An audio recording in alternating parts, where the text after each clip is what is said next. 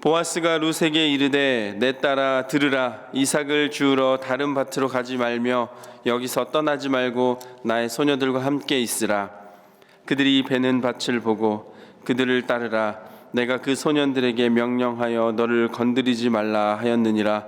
목이 마르거든 그릇에 가서 소년들이 길어온 것을 마실지니라 하는지라. 룻이 엎드려 얼굴을 땅에 대고 절하며 그에게 이르되 나는 이방 여인이거늘 당신이 어찌하여 내게 은혜를 베푸시며 나를 돌보시나이까 하니, 보아스가 그에게 대답하여 이르되 내 남편이 죽은 후로 내가 시어머니에게 행한 모든 것과 내 부모와 고국을 떠나 전에 알지 못하던 백성에게로 온 일이 내게 분명히 알려졌느니라. 여호와께서 내가 행한 일에 보답하시기를 원하며 이스라엘의 하나님 여호와께서 그의 날개 아래에 보호를 받으러 온 내게 온전한 상 주시기를 원하노라 하는지라. 룻이 이르되 내 주여, 내가 당신께 은혜 입기를 원하나이다. 나는 당신의 하녀 중에 하나와도 같지 못하오나 당신이 하녀를 위로하시고 마음을 기쁘게 하는 말씀을 하셨나이다 하니라. 식사할 때에 보아스가 룻에게 이르되 이리로 와서 떡을 먹으며 내 떡 조각을 초에 찍으라 하므로 룻이 곡식 빼는 자 곁에 앉으니 그가 볶은 곡식을 주매 룻이 배불리 먹고 남았더라.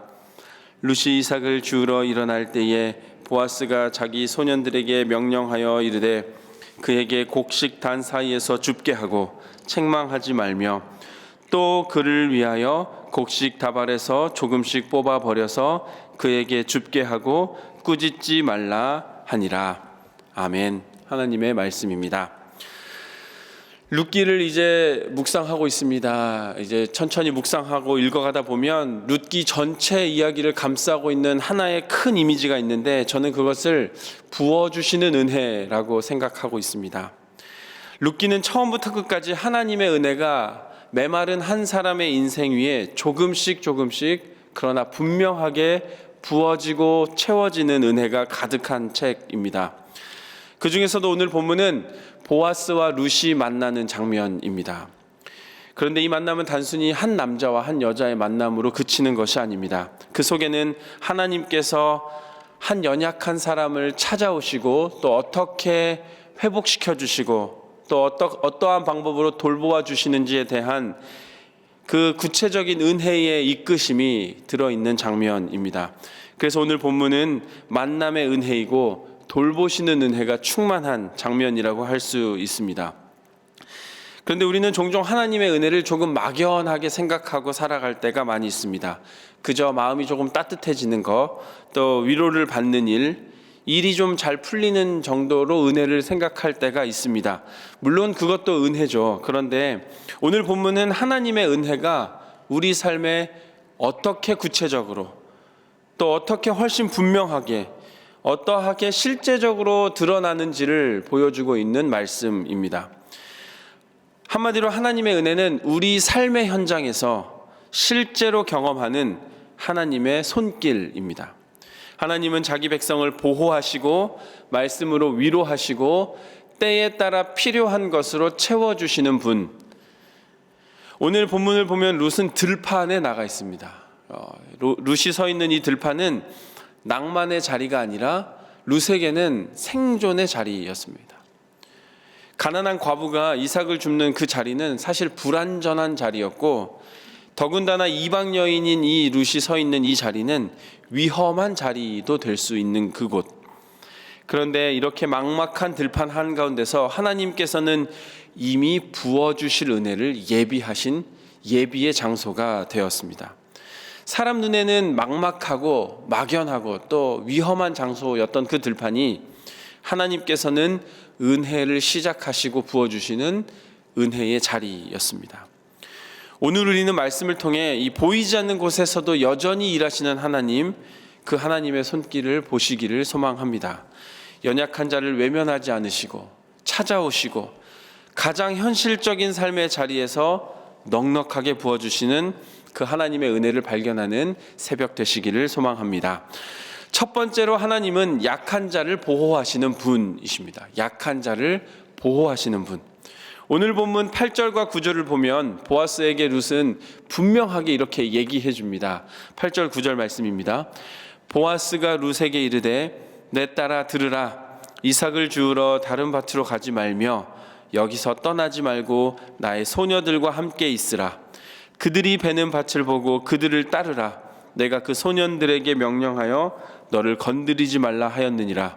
목이 마르거든 그릇에 가서 소년들이 기러온 것을 마실지니라 하는지라. 아멘. 보아스가 얘기한 것은 이겁니다. 다른 데 가지 마라. 그리고 여기 머물러 있고 나의 여종들과 같이 일해라. 같이 옆에 있어라. 또 너가 두려워할 수 있는 그 젊은 남종들에게는 내가 너를 건드리지 말라고 얘기했다. 여러분, 이것은 한 남자가 그냥 단순하게 친절을 베푼 정도로 그치지 않습니다. 그 사람이 할 수 있는 최선을 다하여 보호하고 아껴주는 장면이 여기 들어 있습니다. 게다가 보아스는 룻에게 그냥 한번 열심히 일해봐 라고 단순하게 그냥 격려하고 끝난 것이 아닙니다. 먼저 안전할 수 있도록 그 안전의 조치를 취해 주었습니다. 여기 있고 혼자 다니지 말고 내 여종들과 같이 있을 것. 그리고 어느 누구도 너를 함부로 대하지 못하게 하였다라고 구체적으로 행동하고 울타리를 쳐 주었습니다. 여러분, 이게 하나님의 은혜입니다. 하나님께서는 약한 자에게 무조건 한번 잘 살아봐 라고 던져두시지 않습니다. 하나님은 먼저 그의 사랑으로 보호의 울타리를 채워주시는 분이십니다. 우리는 또 여기서 중요한 사실 하나를 배울 수 있습니다.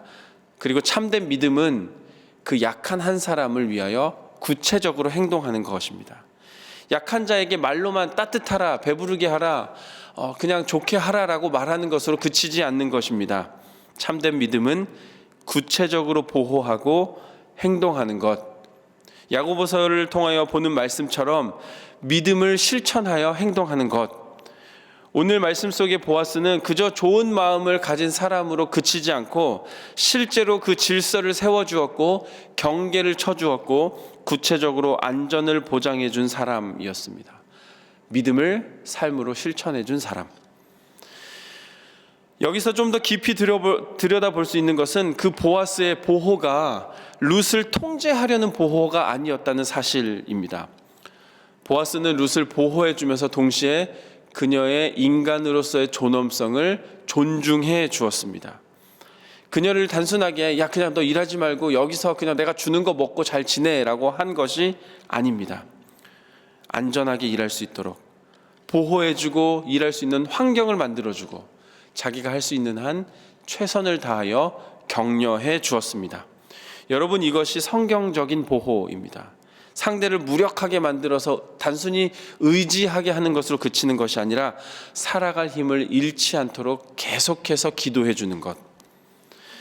여러분, 하나님은 우리의 인생의 들판에서 보호해 주시는 분이십니다.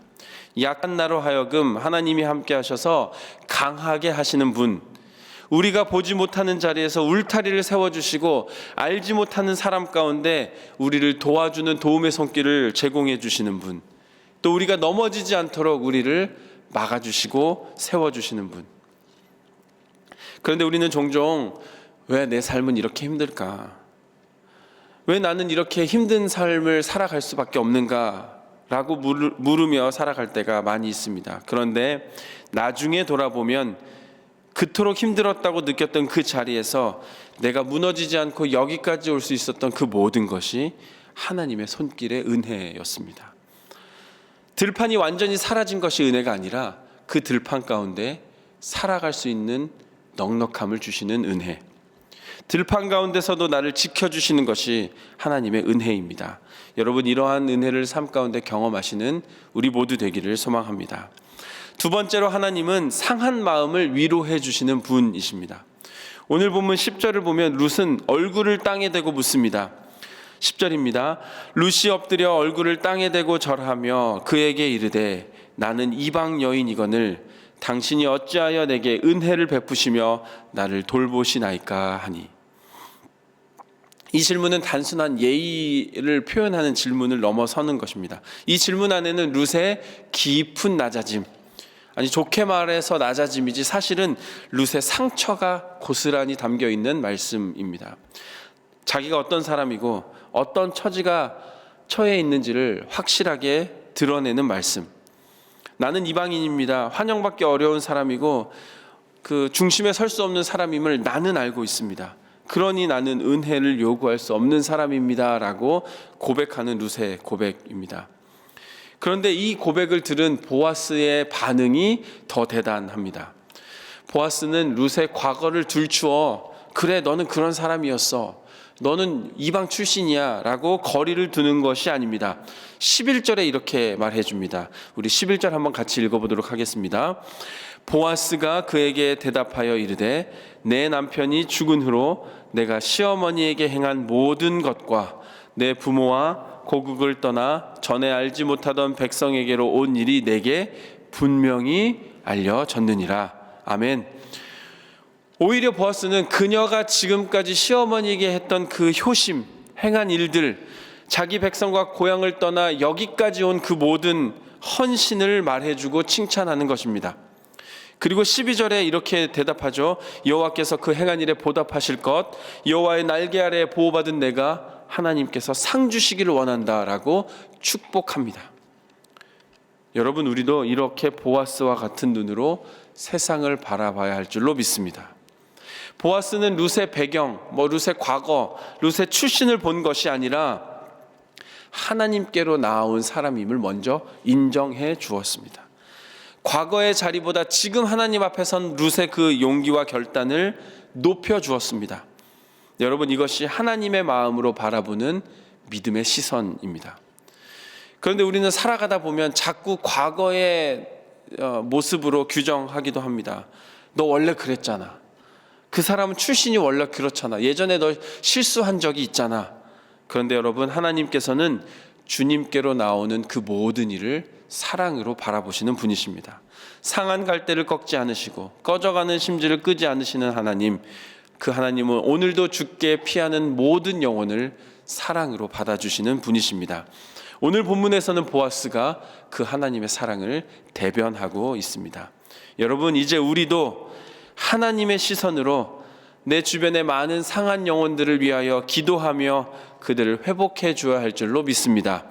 보아스가 룻을 위로하여 세워준 것처럼 우리도 누군가를 살리는 위로의 사람이 되어야 할 줄로 믿습니다. 세 번째로, 하나님은 풍성히 채우시는 분이십니다. 풍성히 채우시는 분. 오늘 본문의 마지막 14절부터 16절은 이 채우시는 은혜가 절정으로 드러나는 부분입니다. 14절에 보아스는 룻을 이제 자기의 식탁의 자리로까지 부릅니다. 본문을 읽다 보면 룻은 밭의 가장자리에서 이삭을 줍고 있었습니다. 그런데 보아스는 그녀를 이제 추수하는 자들 사이로 부르십니다. 그리고 떡을 주고 볶은 곡식을 먹게 하고 배부르게 먹고 남기게 하였습니다. 거기서 끝이 아닙니다. 이제 보아스는 자신의 젊은 종들에게 말해서 룻이 곡식단 사이에서도 줍게 하라고 하고 꾸짖지 말라고까지 명령합니다. 더 나아가 일부러 다발해서 더 빼서 남겨줄 것을 얘기하고 룻이 그것을 줄 때 책망하지 말라고까지 얘기합니다. 여러분, 이것은 보아스가 보여주는 최소한의 자비를 넘어선 넘치는 은혜, 부어주시는 은혜의 절정입니다. 당시 율법이 허락한 최소한의 은혜는 이거였습니다. 가난한 사람이 떨어져 있는 이삭을 줍는 것, 여기까지였습니다. 그런데 보아스는 그 최소한의 기준을 넘어서서 식탁에 앉히고 배부르게 먹이고 더 많이 얻도록 제공해 주는 것입니다. 이것이 하나님 은혜의 방식입니다. 하나님은 겨우 살아갈 힘을 주는 것이 아니라 기대 이상으로 채워주시는 분이십니다. 율법을 뛰어넘으시는 은혜, 때로는 사람이 보기에 우연 같은 것일지라도, 때로는 일상의 그 흔한 상황일지라도 하나님은 풍성히 채우시는 은혜로 우리에게 갚아주시는 것입니다. 게다가 여기서 룻이 초대받은 이 식탁의 의미를 우리는 간과해서는 안 됩니다. 식탁은 단순히 음식을 나눠주는 자리를 넘어서서 받아들여진다는 의미이기 때문입니다. 이 식탁에 초대받은 룻은 더 이상 너는 이방인이 아니야, 너는 바깥 사람이 아니야, 너는 내 안으로 들어온 사람이다.